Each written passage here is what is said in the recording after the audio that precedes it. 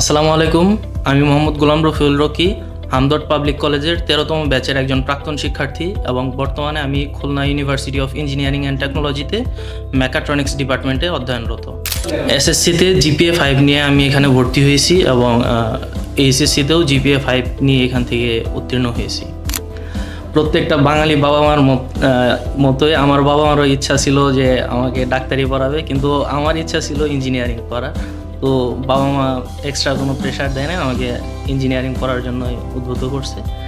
Engineering পড়ার ইচ্ছা ছিল, কুয়েটে ইঞ্জিনিয়ারিং পড়তেছি। আমার স্বপ্ন পূরণে হামদর্দ পাবলিক কলেজে আমাকে অনেকভাবে হেল্প করছে, বিশেষত আমার গাইড টিচার, আমাদের ডিপার্টমেন্টাল টিচার ও হোস্টেল সুপার স্যার অনেকটাই সাহায্য করছে। আমি কৃতজ্ঞতা জানাই হামদর্দ পাবলিক কলেজের প্রতিষ্ঠাতা ডক্টর হাকিম মোহাম্মদ ইউসুফ হারুন ভুইয়া স্যারকে এবং আমার শিক্ষকদের আমার স্বপ্ন পূরণে সাহায্য করার জন্য। আর যার যে এইম বা লক্ষ্য নিয়ে এখানে ভর্তি হয়েছো, পরিশ্রম করে যাও, ইনশাল্লাহ তোমাদের লক্ষ্যে পৌঁছাতে পারবে ভালোভাবে পড়াশোনা করলে। ধন্যবাদ সবাই। আসসালামু আলাইকুম।